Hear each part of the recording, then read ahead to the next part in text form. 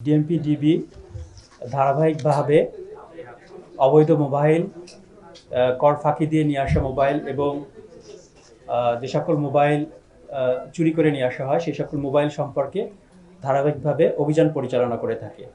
এরই ধারাবাহিকতায় গত ৭ তারিখে ডিবি মিরপুর একটি অভিযান পরিচালনা করে। সেই অভিযান পরিচালনা করে ডিবি মিরপুর বিভাগের সংঘবদ্ধ অপরাধ, গাড়ি চুরি প্রতিরোধ ও উদ্ধার টিম।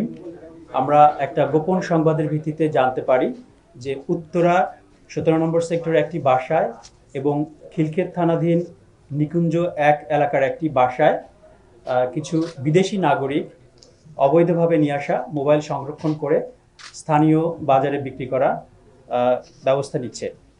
তারই প্রেক্ষিতে আমরা উভয় জায়গাতেই অভিযান পরিচালনা করি এবং উত্তরা ১৭ নম্বর সেক্টরে অভিযান পরিচালনা করে একজন চাইনিজ নাগরিককে গ্রেপ্তার করি এবং সেখান থেকে আমরা ৫৮টি আইফোন উদ্ধার করি।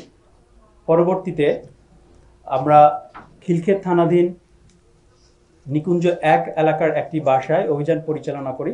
সেখান থেকে আমরা ২জন চাইনিজ নাগরিককে গ্রেপ্তার করি।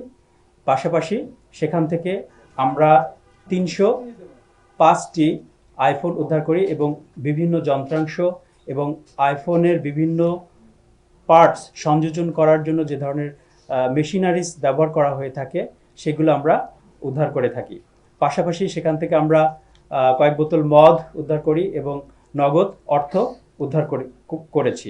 আমরা তাদেরকে প্রাথমিকভাবে জিজ্ঞাসাবাদ করি এবং এই জিজ্ঞাসাবাদের মাধ্যমে জানতে পারি যে স্থানীয় কিছু এখানকার যারা মোবাইল ব্যবসায়ী তারা এই ঘটনার সাথে যুক্ত রয়েছে বা এই ব্যবসার সাথে যুক্ত রয়েছে। তাদের কয়েকজনের নাম আমরা পেয়েছি। আমরা তদন্তের স্বার্থে এখনই আমরা এই নামগুলো প্রকাশ করছি না। পরবর্তীতে তদন্ত শেষে আমরা এই নামগুলো আপনারা জানতে পারবেন।